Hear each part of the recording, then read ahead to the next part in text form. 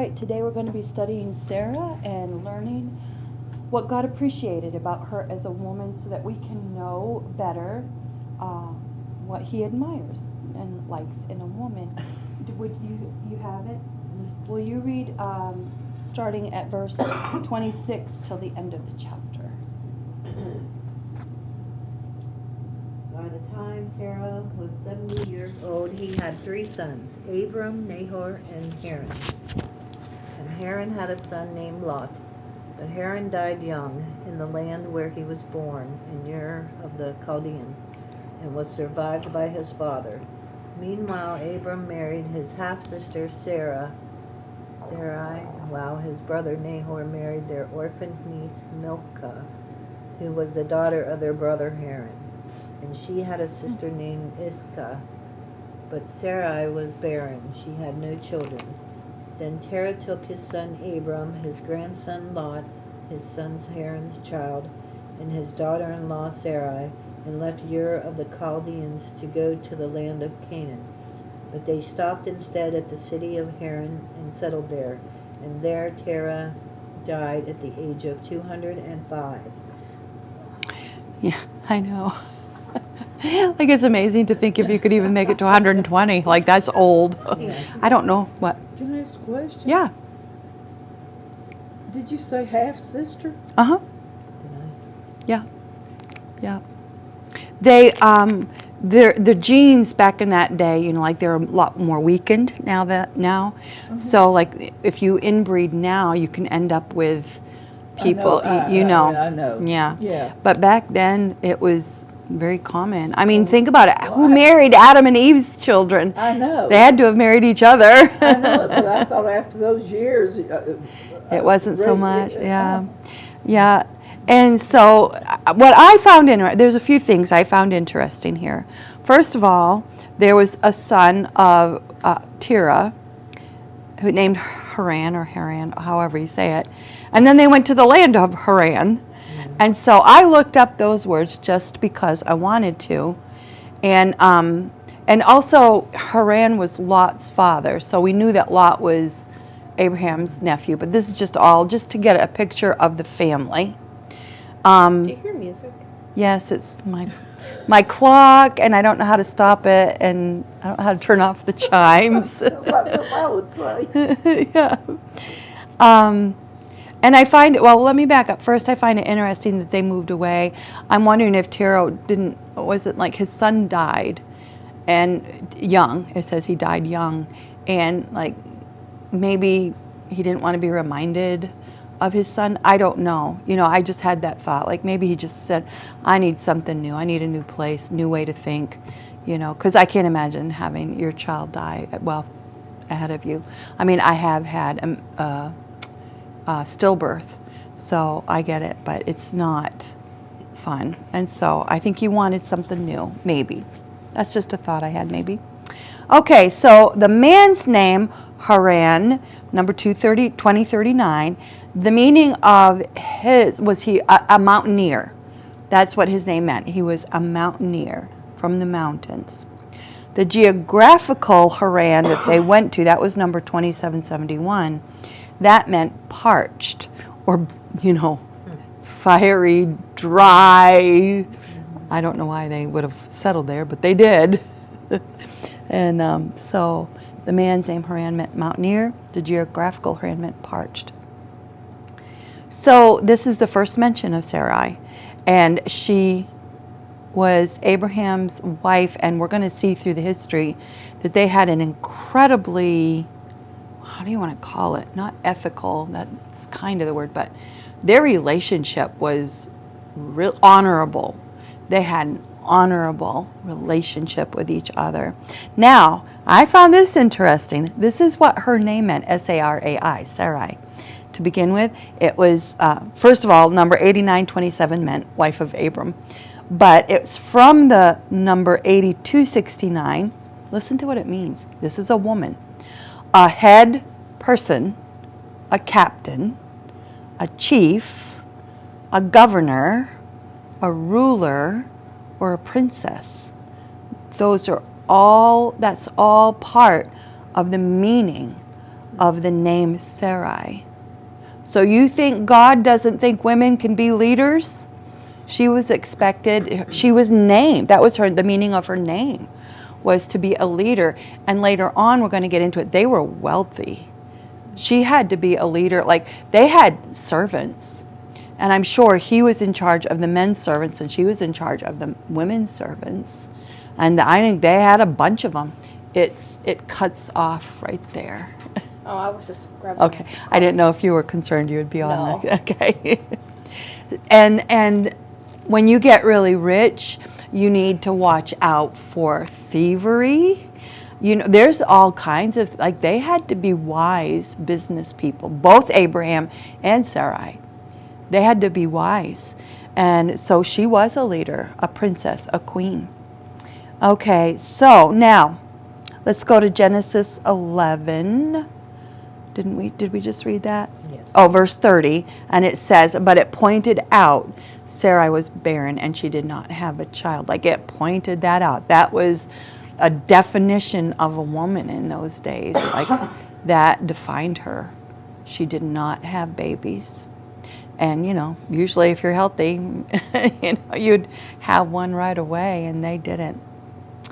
And so, let me see, let's go on to Genesis 12, 4 and 5.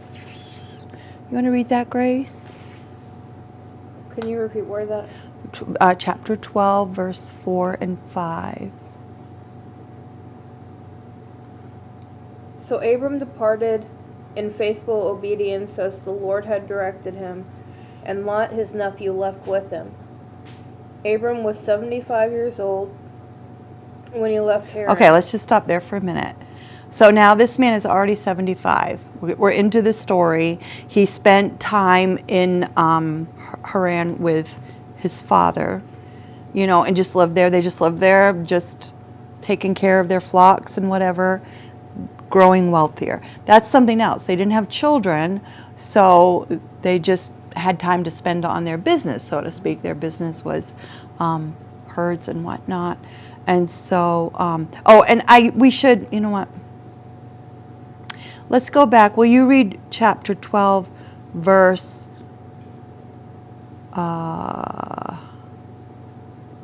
actually just start with chapter 12 at the beginning, and then reread verse 4. Now in Haran, the Lord said to Abram, go away from your country and from your relatives and from your father's house to a land which I will show you. And I will make you a great nation, and I will bless you abundantly, and make your name great, exalted, distinguished. And you shall be a blessing, a source of great good to others, and I will bless, do good for, benefit those who bless you, and I will curse, that is subject to my wrath and judgment, the one who curses, despises, dishonors, has contempt for you. And in you all the families, nations of the earth will be blessed. So Abram departed in faithful obedience as the Lord had directed him, and Lot his nephew left with him. Abram was 75 years old when he left Haran. Abram took Sarai his wife, and Lot his nephew, and all their possessions which they had acquired, and the people's servants which they had acquired in Haran, and they set out to go to the land of Canaan. When they came to the land of Canaan, Abram passed through the land as far as the site of Shechem to the great terebinth oak tree of Moreh. Now the Canaanites were in the land at that time. Okay. So, so here it doesn't talk much about Sarah, but she's with her husband, and like whatever he says goes, and so she, you know, she packs up and goes with him. But I just want to point out that in verse 3, and I will bless, do good for, benefit those who bless you. I will curse, and make subject to my wrath and judgment the one who curses, despises, dishonors, and has contempt for you. That includes wives. Like, it's really important for wives not to have contempt for their husbands. No matter what, we try to honor them as best we can. And she did. She was blessed, just like he was blessed. So that is their story. I mean, he's already getting pretty old, 75 years old, been hanging out with his dad, getting richer. Lot, in those days, family was very important, and to have somebody be your protector was very important. If you were a woman or a man, if you were a man, it would be like your father, your uncle, until you stepped into that stage of being the older one, you know, when the others had passed on ahead of you, and then you would take care of yourself and others. But it was important for Lot to have Abram be like his kind of guide, father figure like that in his life. And so Abram fulfilled that. So Sarah was getting older too. Now I wanted to think about this. So it doesn't say how old Abram was when he got married. But remember, we talked about back in that day, it was usual for a man to establish himself financially and then marry a woman who was ready to have children normally. You know, like she was probably maybe 15-ish when they got married. He might have been 25. You know, later on, I think, does it say Sarah's age when it says Abraham was, I think, 99? I think when we'll read it, when the Lord came to him, and then she was laughing and said, I'm past the age of bearing babies. And so I don't know if it says her age though. Yeah, we'll find out, because I'm thinking there was like maybe 10 years difference between them, possibly. And so if he was 75, she was 65. Like, that's still, she'd been around a while. So I wanted to point out too, this to me was like the most important part in verse 4. So Abraham departed in faithful obedience to the word of the Lord. He was faithfully obedient, and he did what the Lord had directed him to do. That's verse 4. And I think that's very, very important. We are gaining an understanding of his character and his nature. All right. And Sarai was obedient. Genesis 12, 10 through 20, we read. Did we read that yet? No, No. we stopped after reading Yeah. 6. Yeah, let's jump to verse 10. And you don't have your Bible, so you want to read 10 through 20. Do you want to do some reading, Linda?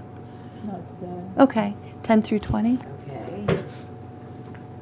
There was at the time a terrible famine in the land, and so Abram went on down to Egypt to live.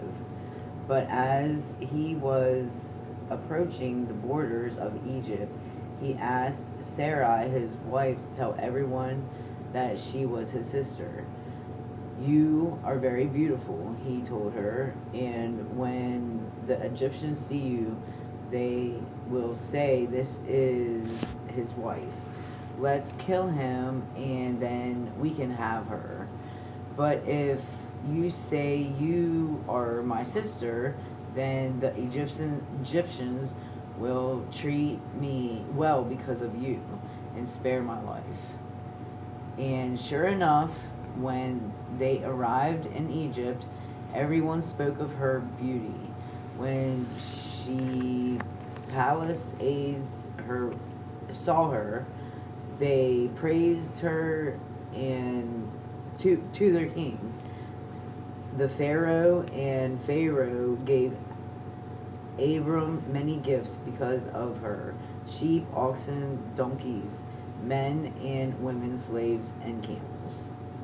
But the Lord sent the terrible plague upon Pharaoh's household on account of her being there. Then Pharaoh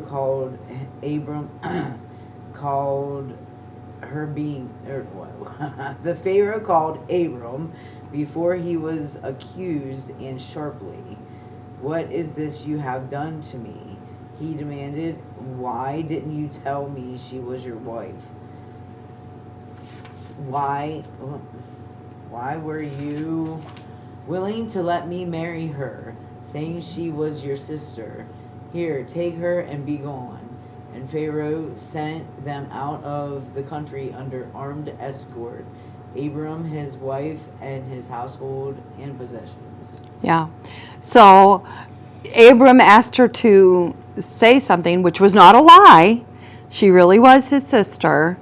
But, it did put her in an awkward position, but she honored her husband.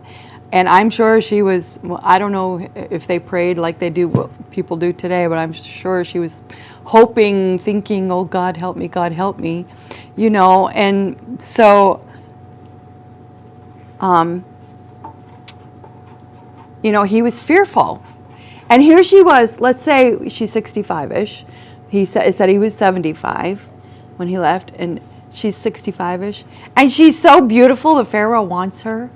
Like, that's amazing to me. It is, yes. Because we think of, I'm 67, and I don't feel like, that bloom is gone. You have to start painting the bloom on now. But anyway, she had to have been beautiful, right? Not just pretty in face, but in form, and probably in, yes. Because there can be a beautiful woman, and if she is ugly inside, it doesn't matter what she does. Yeah, it doesn't come through. So he said, tell them you're my sister so that things will go well for me for your sake. And God doesn't seem to get mad at this. It seems like God understood his reasoning, and my life will be spared because of you. So Abram entered Egypt. And the Egyptians, her beauty must have been famous. People around noticed how beautiful she was, because then it said I can't remember what word was in your Bible. The officials told Pharaoh how beautiful this woman was, and he said, "Bring her to me," and it says in my book, it says the woman was taken for the purpose of marriage. So she wasn't even going to be a concubine. He was going to marry her. And then Pharaoh did treat Abram well and gave him wealth for his sister, sheep, oxen, male and female, donkeys, male and female servants, camels. So his wealth increased just because of her beauty. Remember we talked about the power of beauty with, was it Rebecca, when she came out to the well. And there is a power in beauty. People love it. People are willing to pay for beauty, evidently. So, and then the Lord punished Pharaoh and his household. And they didn't even know what they were doing wrong. And it said that plagues came and because of Sarah. So he must have, it must have come to his attention. Okay, she came in and then all of a sudden plagues started coming along. Bad things started happening. So he must have had a conversation with her at some point, because now he knows she is Abram's wife, because it said, why did you say she is my sister? So somehow, there's not a lot in the complete information is not in here. We just have to do a little bit of imagination, a little bit of imagining. So is there two instead of one? To what? Females? There. Just Sarah. Just Sarai. I Yeah. didn't know if it was kind of online. No. No. It was just Sarai, and they didn't lie. They said, she's my sister, and she said, yep, he's my brother, and then so he must have had a talk either with her or with Abram. Somewhere along the line he found out, and he said, what were you thinking? Here's your wife, take her and go, get out of here. And later on, I think it says, and all of the wombs of the women were shut up, he quit having children. And I think he had a fairly large harem, so he was probably, I don't know why a man would do that, but having, well, I know the pleasure of it, but the difficulties to me would far outweigh the pleasures. And so, yeah, his women quit having babies. So we don't even know how long she was there with him even. It doesn't say. So he sent him off. Oh, I've moved on to the next page, I think. Yep. So Abram is getting wealthier and wealthier. And, I think I'm going to have to sneeze. Bless you. Thank you. Now I probably won't. So I'm going to go ahead and read the first 4 verses of Genesis 13. Abram went up out of Egypt, so he and his wife now and all that he had. And Lot, his nephew, was with him into the Negev, the south country of Judah, later on. Now Abram was extremely rich in livestock and in silver and in gold by this time. And it doesn't, like I said, it doesn't say how much time had gone by, but God had blessed him abundantly. So I'm assuming that, like with his flocks, there's some herds will have stillborn calves or whatever, I don't know what you call sheep, lambs or whatever, but I'm thinking that his herds were very healthy, and so when it came the season to give birth, that they just were very prosperous. So he journeyed on from the Negev and as far as Bethel, to the place where his tent had been at the beginning. Before, remember, he had gone to Egypt because of the famine, because of the drought. So it says he traveled back to where he had been, to the place where his tent had been at the beginning, between Bethel and Ai, where he had first built an altar. That was the first time he had built an altar to the one true God. And you have to remember, not a lot was known about God by this time. Adam and Eve knew God, but down through the years and through the birthing of people, the distance between people and God became greater and greater and greater. And so there wasn't that personal. Adam and Eve walked through in the garden with God, and it doesn't say that he quit walking with them after they sinned. He still came. It didn't surprise people when he showed up. When he came for the offering from Cain and Abel, nobody was shocked or surprised. So there was still this kind of ongoing relationship where it was one-on-one. But now there had come into this time where it wasn't so common for God to show up. It just wasn't common. So they didn't know God as much, and to me, it's kind of like they were flying by the seat of their pants as to how to carry on a relationship with God. There's no laws of Moses yet. There was no traditions, I don't think, really much to speak of. And so people just did their best, it seems like. So he had built an altar back at this place, and he went back to that altar, and Abram called on the name of the Lord in prayer. And now, this is when Lot was also very wealthy, and they had to split. They had to part ways because there was not enough pasture and land and water for both households to support their herds. So Abram said, okay, where do you want to go? Do you guys know this story? And Salah said, he was selfish. He said, hey, that looks really green and lush. I want over there. You can stay here where it's not so lush. I don't care. I'm going there. And it ended up being in the valley of Sodom and Gomorrah. And then we all know the ending to that. So things can look good on the outside, and they're not. What's going on the inside is not good. And he ran into some trouble, and Abraham rescued him. He was taken captive. And so this was going on in the next chapter. So let's jump to Genesis 16.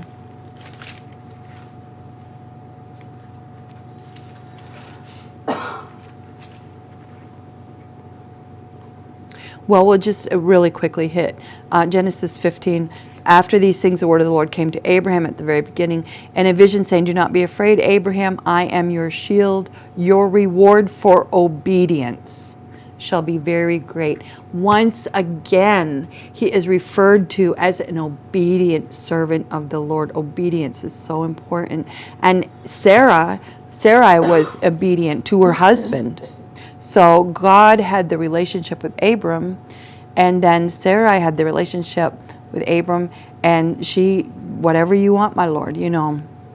So then they have this discussion, and the word of the Lord came to him and said, "You will have your own child, and you'll have great amounts of descendants."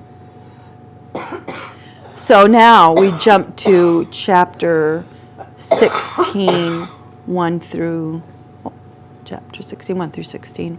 Sarai, Abram's wife, had not borne him any children, and she had an Egyptian maid whose name was Hagar. So I wonder if she picked her up back when she was back with the Pharaoh, maybe. I don't know. So Sarai said to Abram, "See here, the Lord has prevented me from bearing children. I am asking you to go into the bed of my maid so that she may bear you a child." I'm sorry, I thought it said somewhere that Abram was 86 by now. It says in the next verse. Oh, okay. Yeah, it took place 10 years after he first arrived in Canaan. Okay, there was one place where it says he was 86. Oh, it's coming up. It's coming up in these verses, yep. Okay, see here, the Lord has prevented me from bearing children. I am asking you to go into the bed of my maid so that she may bear you a child. Perhaps I will obtain children to her. And Abram listened to Sarai and did as she said. We know how that worked for Adam and Eve. After Abram had lived in the land of Canaan 10 years. So, I mean, this guy's getting old. Abram's wife Sarai took Hagar, the Egyptian maid, and gave her to her husband Abram to be his secondary wife. He went into the bed of Hagar, and she conceived. And when she realized that she had conceived, she looked with contempt on her mistress, regarding Sarai as insignificant because of her infertility. Then Sarai said to Abram, so you can just picture her. I gave him a son. You couldn't. I did what you couldn't do, you know. And Abram was wealthy and respected. I mean, like he was like a king, really. And so this servant woman was now his secondary wife. It is a huge honor that she did not handle very well. Then Sarai said to Abram, "May the responsibility for the wrong done to me by the arrogant behavior of Hagar be upon you." That's what she said. She's the one. She said, "I'm asking you, please go in and let's see if we can have a child, a surrogate child." And now she's blaming him. So this, I don't think, was the best quality of her personality. Wasn't her best day.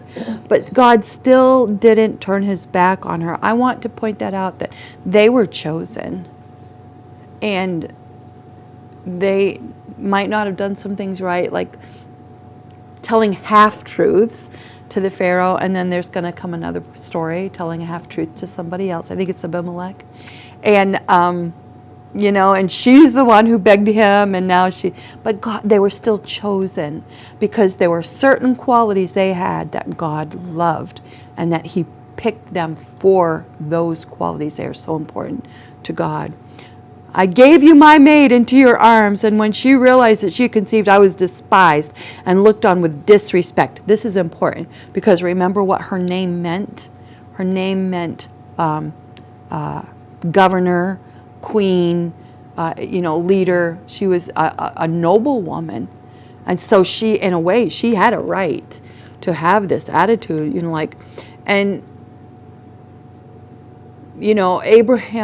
Abram could have approached the maid and said, "Hey, don't disrespect my wife," that way. He could have said that. So there may have been a little bit of, she might have had a little bit of argument there on her side. I don't know. I wasn't there. "May the Lord judge who has done right between you and me." But Abram said to Sarai, "Look, your maid is entirely in your hands and subject to your authority." So he's throwing it back into her lap. And he's honoring her leadership, really, her authority, everything about her. He is honoring her and saying, "Hey, you take care of it. Do as you please with her." So Sarai treated her harshly and humiliated her, and Hagar fled from her, and we all know that. And I don't know if, yeah, keep going. And the angel of the Lord found her by a spring of water in the wilderness on the road to Egypt by way of Shur. And he said, Hagar, Sarai's maid, where did you come from? Where are you going? And she said, I am running away from my mistress Sarai. And the angel of the Lord said to her, go back to your mistress and submit humbly to her authority. So this is where it says Hagar was not acting right. The angel of the Lord told her, straighten up. This is the message from God. Then the angel of the Lord said to her, I will greatly multiply your descendants so that they will be too many to count as well. The angel of the Lord continued, behold, you are with child, and you will bear a son, and you shall name him Ishmael, which means God hears. Because the Lord has heard and paid attention to your persecution and your suffering. He, Ishmael, this is horrible. He, Ishmael, will be a wild donkey of a man. His hand will be against every man, continually fighting, and every man's hand against him, and he will dwell in defiance of all his brothers. Then she called the name of the Lord who spoke to her, you are God who sees. For she said, have I not even here in the wilderness remained alive after seeing him who sees me with understanding and compassion? Therefore the well was called Beer Lahairoi, well of the living one who sees me. It is between Kadesh and Bered. So Hagar gave birth to Abram's son, and Abram named his son, to whom Hagar gave birth, Ishmael. God hears. Abram, there it says, Abram was 86 years old when Hagar gave birth to Ishmael. So she's 86, so if we just go along with like Sarai, maybe 76 at this point in time, maybe thereabouts. So I just wanted to keep following this. So any like, what do you think about Sarah's actions and what she said and her choices at this point? Any thoughts? Do you think she was unfair? No, not really. I don't know how she did it in the first place. Let her husband have another wife. I know. But I'm wondering, is Ishmael, is that where the I forget what the name of those people are that don't worship God? Darn it. That's maybe He's not the supposed to father say. of the Muslim belief. Muslims. That's- Yes, yeah. And it is a parallel to the chosen ones, because later on, I don't know if we're going to read it or not, but there were 12 tribes from Ishmael, as well as 12 tribes that came out of Isaac. So it's like they're parallel. And I don't know, it is what it is. Like when we make, have you ever heard a God decision and a good decision, the only difference is one little O? But man, it can cause a lot of problems. And Sarah convinced Abram to do that, and it's caused a lot of problems down through the ages. But God has a plan, thank God, that He's got it under control. You want to go to Genesis 17, and we're going to start with read 15 through verse 20. 17, verse 20. Okay, Yep. first of all, I'm going to say on this first one, it says he's 99 years old. Yes. Okay. Yep. Now time has passed. Yep. Then God added, regarding Sarai, your wife, her name is no longer Sarai, but Sarah, princess. And I will bless her and give you a son from her. Yes, I will bless her richly and make her the mother of nations. Many kings shall be among your posterity. Then Abraham threw himself down and worshipped before the Lord. Oh, wait a minute. Is that verse 17? Yes?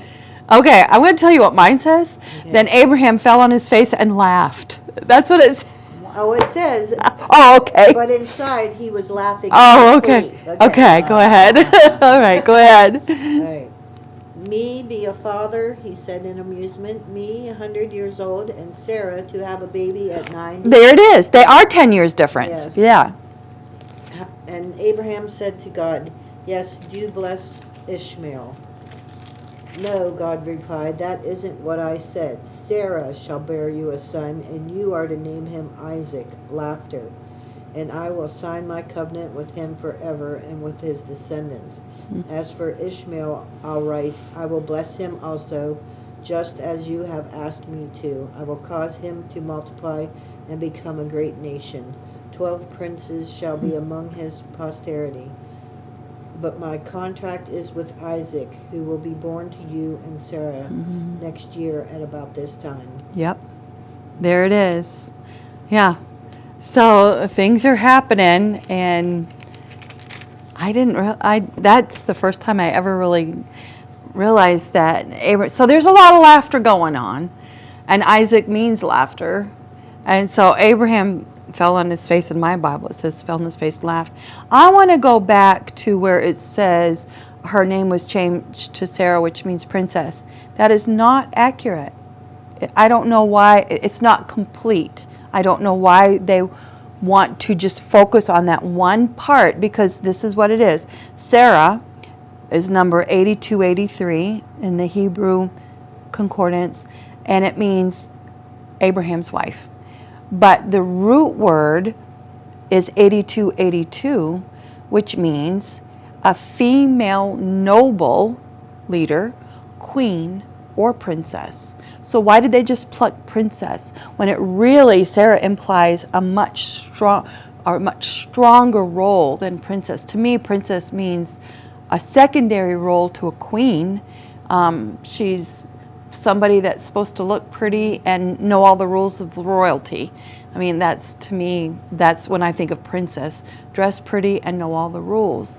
But I believe Sarah was far greater than that. She was a leader. She was a manager. She managed a lot of their wealth. And she was beautiful. So, I mean, not that she must have been, they say beauty is skin deep, but she must have been beautiful inside and out.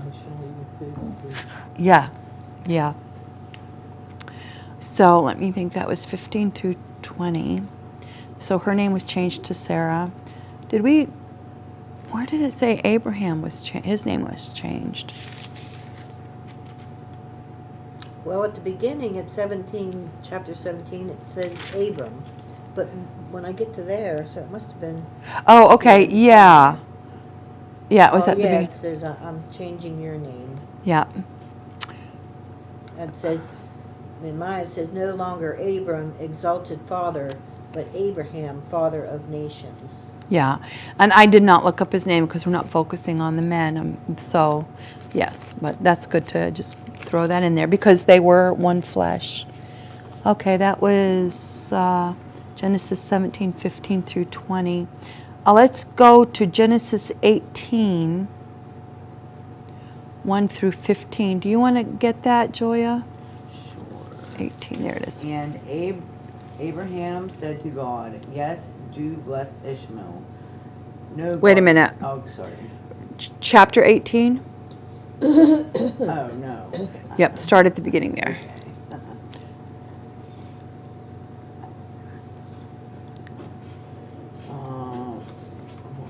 Chapter 18, 1 through 15. Oh, okay, I got it.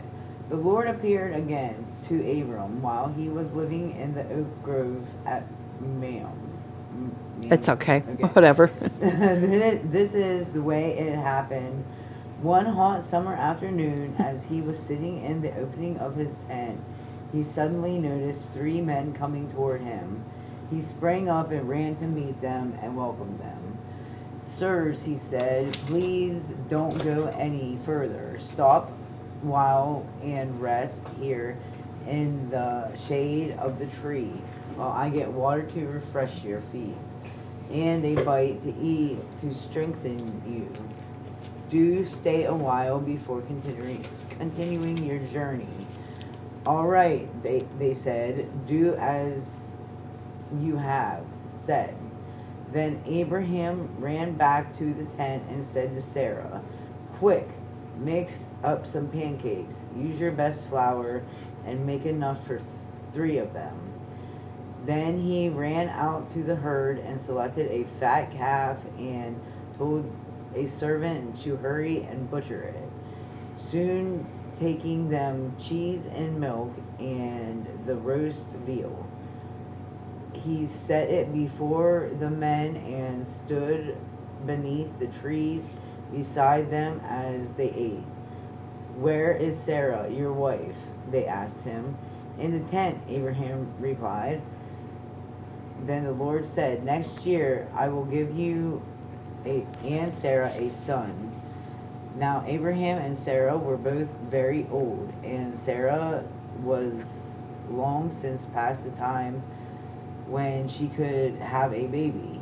So Sarah laughed silently. "A woman my age have a baby?" she scoffed to herself. "And with a husband and an old as mine?" Then God said to Abraham, "Why did Sarah laugh? Why did she say, 'Can an old woman like me have a baby?' Is anything too hard for God? Next year, just as I told you, I certainly see to it that Sarah has a son." But Sarah denied it. "I didn't laugh," she lied, for she was afraid. Then the men stood up from their meal and started on toward Sodom. And Abraham went with them part of the way. Yeah, that's enough, because that's what Okay. we're just talking about, Sarah. Right. So here, she's lived a lot of years without children. She's must have gone through the change of life, right? She said she's beyond the age of being able to bear children. And then she said, "Will my old husband be able to, create a child even?" And so, it's.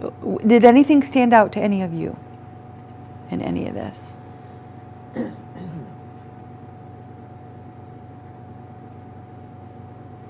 only thing that stood out to me was, who are these three men? Because then all of a sudden it sounded like God was talking to him. Yeah, one of them was the Lord, One of them was the Lord. and two of Did it them say? were angel. It says here. Let me see here.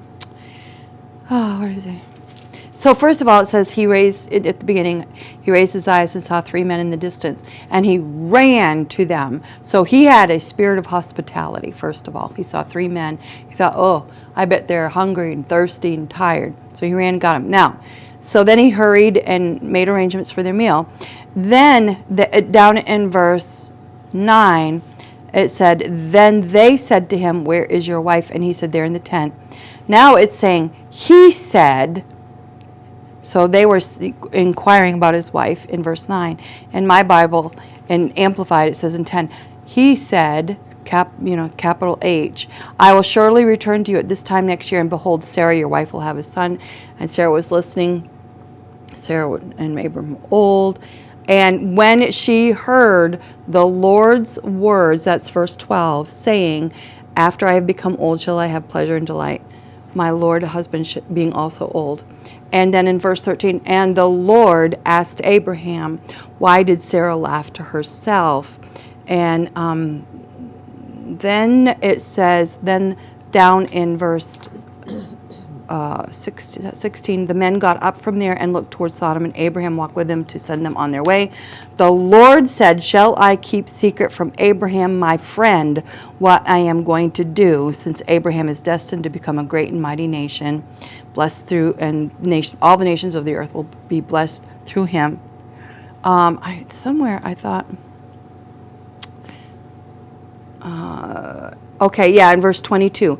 "Now the two men, angelic beings, turned away from there and went towards Sodom." And remember when they went to visit Lot later on, the story of Lot, it says that the angels went to his door and he grabbed them and brought them inside, and the men of the city came pounding on the door and wanted Lot to send out the two men so that they could do disgusting things with them. And then Lot threw out his daughters to the men instead, said, "Have them, leave the visitors alone. You can have my daughters." Like, yeah, horrible story. But anyways, so yeah, so there was two angels and then the Lord.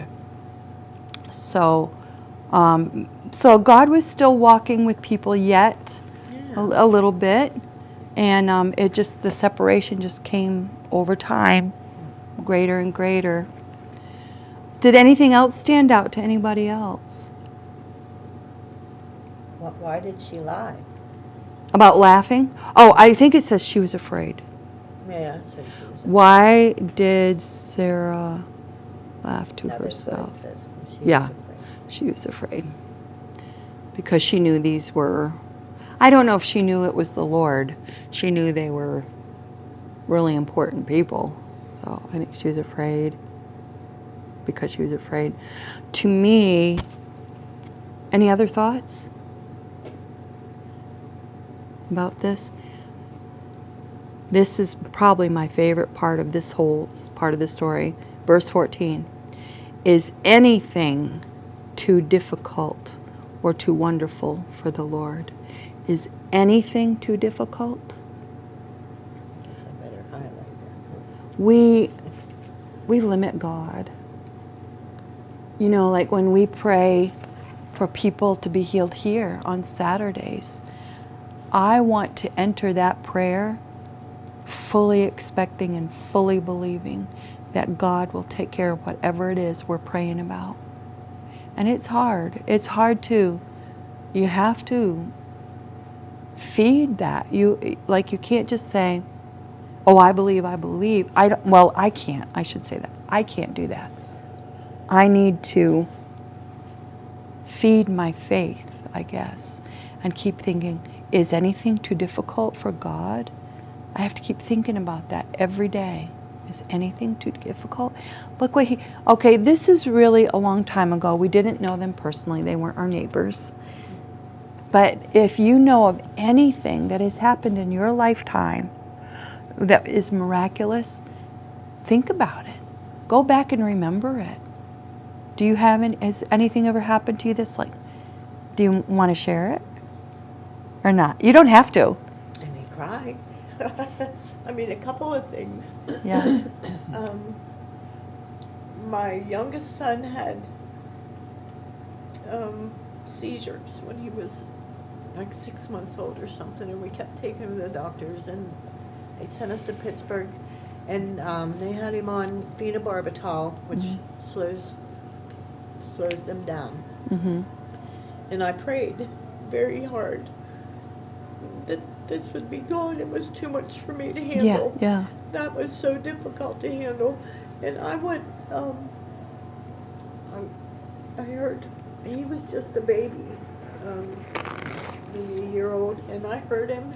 His crib was in my husband and I's room. Mm-hmm. My husband was sleeping. I had trouble with my back. I was sleeping on the couch. Mm-hmm. I heard Stuart in the bedroom making noises, and I went in and I peeked in, and his crib was over here. He would have been facing this wall, Mm-hmm. and my bed was this way. Mm-hmm. He was sitting up in bed, Mm-hmm. looking this way Yeah. and up, Oh, wow. with his hands up, Oh, my like goodness. that. And you know what? He never had another seizure. Has never had another one.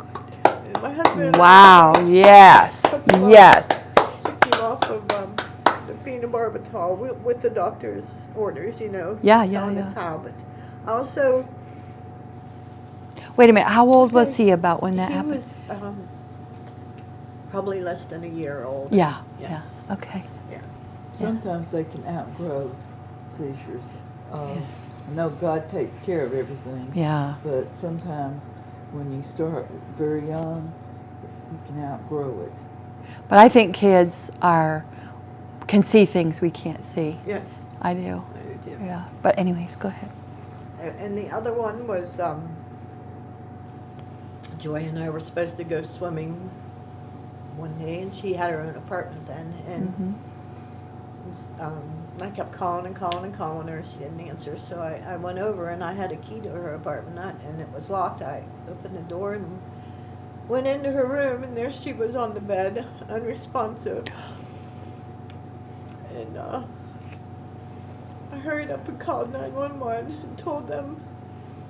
And she had no clothes on but her underwear. And telling the lady on the phone, I'm trying to put a shirt on her.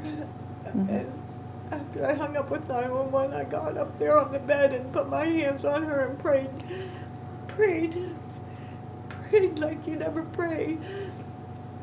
And then when we got to the hospital, well, the E-Squad took her and I drove, and they kept like putting me in these weird rooms in the back of the hospital, and some guy would keep coming in trying to get me to make plans for her death, and I'm like, Oh my gracious. what are you talking about? And I just kept praying, and Yeah. then the surgeon that did the brain surgery on her, because I told him to take her to that hospital, Wheeling Hospital, and he told me after the surgery, when he was done, he took me in his room, and he said, I've never done this surgery before, Wow. but she's alive, Wow. and she's a miracle. By what the was time she left that hospital, he said she's a miracle. Wow. What area was it? Wheeling. On your brain. Oh, right, like right here. Wow. Yours She is had a the right. brain bleed. And Yeah, mine's- yeah. mine- Wow. Hers is the right, and I'm the left. Yeah. Left temporal lobe. Yeah. So, Yeah. so So that's the reason why we're sisters. We stay together. bookends, yeah. But I mean, if your faith is ever drooping, you can say, "No, I know my God does He miracles." sure does. Yep. Anything in your life that you can point to that say, "Well, I know my God's a God of miracles," because. And if you don't want to share, it's okay.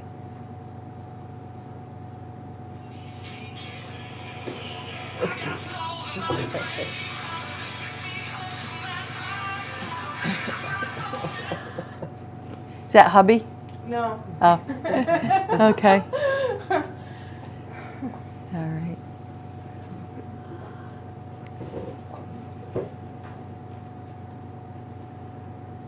You want to think about it and come back? We'll come back to you, or? Okay. All right. Anything that you can point to as miraculous in your life? Well, when I had the accident, the routine, the accident, when I was 2 years old, I started having, the seizures. And my mother and father are wonderful people, but my mother was ashamed. Mhm. I don't like that word, but she felt embarrassed, let me Mhm. put it that way, Mm-hmm. because I was an epileptic, and I still am. But I tried to teach her, and she listened, but Daddy always did. And I now still have seizures, and I've had surgery, and that's part of what God's taking care of me this far, Mhm. and He always will. Yes. So- Yes, he will. I don't have seizures like I used to. Mm-hmm. I have the what we call aura, a feeling it's coming over me, but it doesn't go into a tonic-clonic seizure. Yeah, it's not. So, Yeah, not the typical what you think of as a seizure. It's milder. No. More. Yeah. so I'm thankful for that. Mm-hmm. That I'm still here, and I Yeah. understand where you're coming from. Mm-hmm. Exactly. What about a miracle in your life? Well, she pretty much. Oh, that's it, huh? I mean, that was. I mean, I had several strokes, but the first one, it wasn't near as bad as the second one. Like I don't think I had a blood clot in my brain. I don't know. You did. It's just they decided not to do the surgery on you and just let time Oh. Wow. heal. And it Wow. will. Were they close to at the same time period? Like were the strokes within a No, short boy. period of time? Not a short period. I think it was years. Though. Oh, okay. How old was you when that occurred? Oh, my goodness, I don't even know. Very young. I can't. No, remember. I wasn't. No, I- she it was was on her just- own. Oh, Yeah, Yeah. well, I told you we're sisters. yeah, we are. But yeah, she covered it. Yeah. And God does take care of you. I mean, in so many ways. Remember when, you lost your cat and you needed another cat, and Luke, who became Lulu, Yes. just showed up, and you had that, and then, the horrible stress of when they were going to remodel and you didn't know what you were going to do and you were told you had to get out of your apartment and it went Yes. on for a long time and then it all got taken care of. It did. It did. And you did not have to move out. And thank God is God. good. He is. Like, you know, we can't downplay those kinds of miracles Right. that bring us peace and, you know, he's taken care of us in those ways. Yes. So, Certainly has. do you think, can you Absolutely. think of anything or not for today?